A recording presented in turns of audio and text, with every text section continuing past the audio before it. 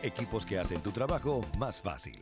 Criptozona, tu bitcoins con bolívares. Renta House, la nueva generación del negocio inmobiliario. Presentan.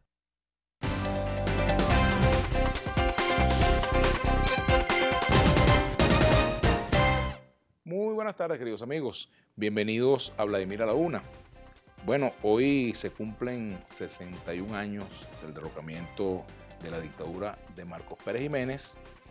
Y hoy es un día, como ha ocurrido en otras oportunidades, en el cual pues se producen movilizaciones populares en nuestro país. Hoy es un día de movilización popular. Hemos visto las imágenes de la movilización convocada por la Asamblea Nacional, por la directiva de la Asamblea Nacional, como también hemos visto las imágenes de la movilización convocada por el oficialismo en este día de hoy. Y bueno, estos son, digamos, acontecimientos que se están desarrollando, pues en pleno desarrollo, como diría Walter Martínez. Y hoy vamos a comentar estos acontecimientos del día de hoy, también el significado del 23 de enero en el imaginario colectivo venezolano, con un experimentado periodista y conocedor, además, protagonista de alguna forma de esos hechos, porque tú estabas ya... estaba todavía no en condiciones muchacho, pero estaba, de protagonizar todavía pero estabas allí viendo, ¿verdad? Eso digamos, sí, un claro. testigo de los hechos que llevaron a la caída de la dictadura. Se trata de Manuel Felipe Sierra, nuestro compañero, pues, pero sobre todo Gracias. una persona que tiene un gran dominio de nuestra historia contemporánea. Bienvenido, Bueno, encantado, Vladimir. colega y maestro. Gracias. Bueno, como siempre, complacido de estar en tu programa. Y en una fecha como esta, ¿no? Un día como este, y marcado además por esta situación que vive el país, que como tú decías hoy, podemos ver que las calles del país, en todo caso de Caracas, son escenarios pues, de marchas, ¿no?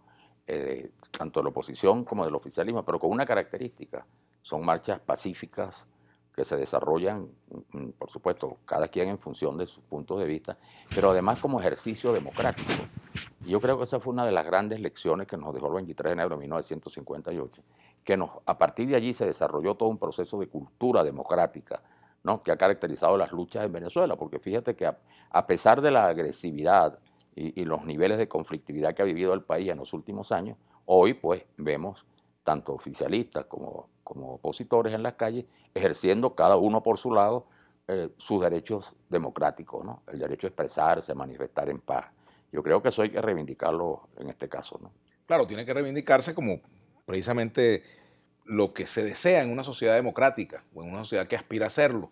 ¿A qué me refiero? Bueno, que los conflictos se resuelvan de acuerdo a la Constitución, que los conflictos se resuelvan por la vía del diálogo, del debate político, de la negociación cuando eso se imponga, y que evidentemente pues la violencia no sea protagonista de esos acontecimientos. Eso es lo que uno desea y aspira en una sociedad. En los últimos días hemos visto pues expresiones de protesta de distinto calibre, concentraciones populares en distintas ciudades del país, concentraciones masivas a las cuales han asistido ciudadanos en una tónica pacífica. También hemos visto eventos de protesta nocturnos en los cuales en muchos casos han sido pacíficos, pero en otros también han derivado hacia situaciones que no pueden ser acompañadas en materia pues, de violencia, etc.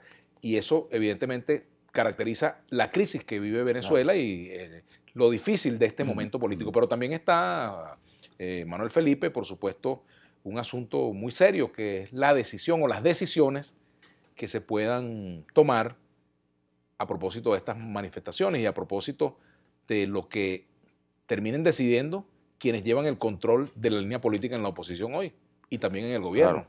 Pero tú señalabas un aspecto que es importante subrayar, ¿no? Y es el contexto en el cual se da este 23 de enero y se dan esas protestas.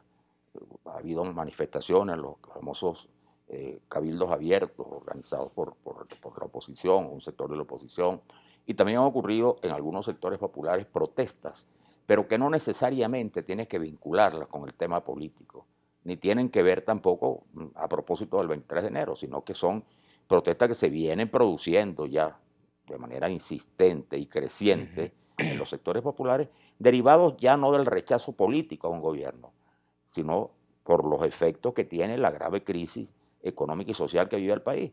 Entonces, claro, es muy fácil vincular a todo colocarlo todo en la misma línea, ¿no?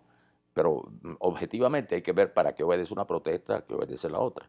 No olvidemos que lo que pasa es que no tenían esa visibilidad política, pero Venezuela desde hace 5 años ocupa el primer lugar en América Latina en conflictividad social, en el caso de protesta, lo cual no quiere decir que cada protesta o cada manifestación esté a favor, o sea, contra el gobierno, o sea, expresión de apoyo a sectores opositores, sino que son que se dan en el marco de una situación económica y social única, excepcional, que se vive en América Latina y que también marca una diferencia muy grande con lo que era la Venezuela de 1957 y 1958. Así es. Ahora, lo que ocurre a veces en la sociedad es que se vinculan, por ejemplo, inquietudes o descontentos en el ámbito reivindicativo con el hecho político. A veces las circunstancias permiten que ambas situaciones se puedan confluir en un solo torrente y evidentemente pues que eso pudiera estar ocurriendo en este momento claro, en porque Venezuela. todo termina, eso es cierto, ¿no? Todo termina al final con un desenlace político. Esa ha sido la tradición hasta ahora, ¿no? Por supuesto. Pero siempre hay que tener en claro de la naturaleza de cada una de las protestas, ¿no? Claro, incluso fíjate,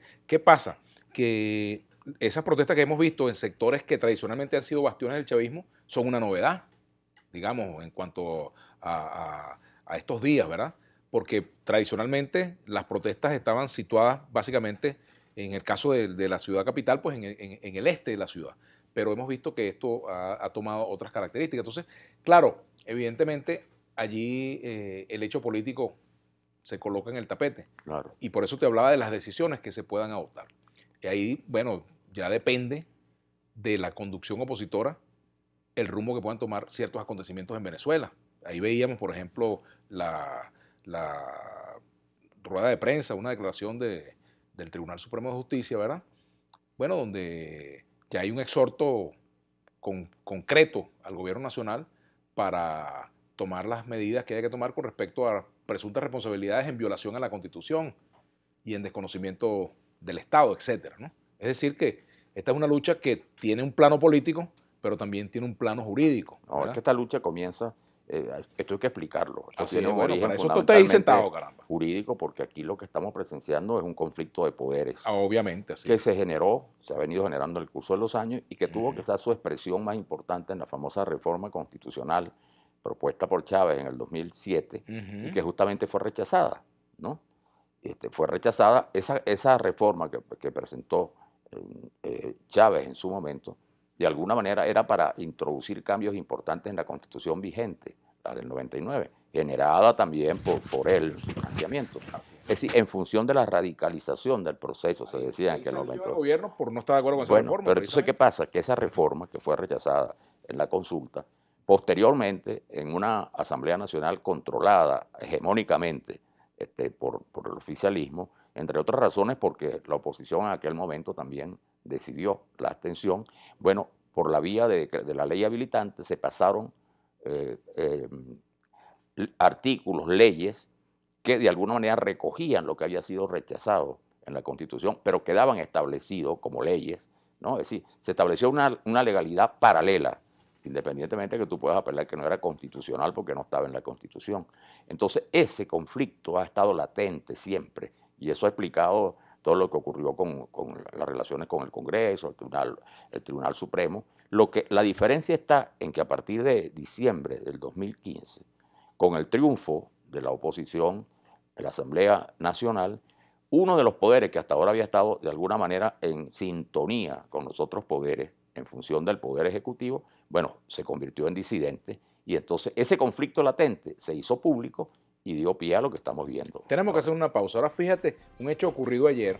La Asamblea Nacional nombró un representante especial ante la Organización de Estados Americanos y nombró a Gustavo Tarre, briseño, que fue parlamentario por reconocido político. Claro, reconocido, fue jefe de la fracción parlamentaria de COPEI, claro, miembro del Comité Nacional de COPEI.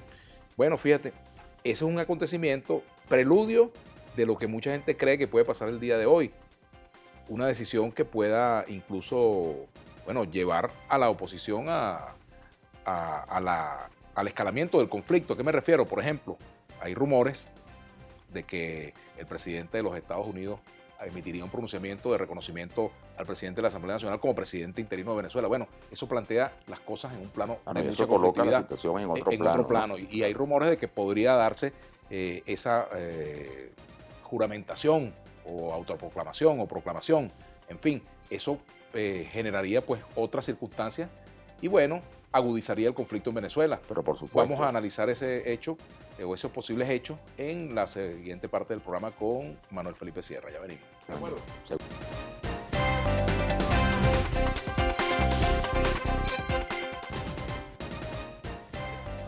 En Twitter, @Globovisión.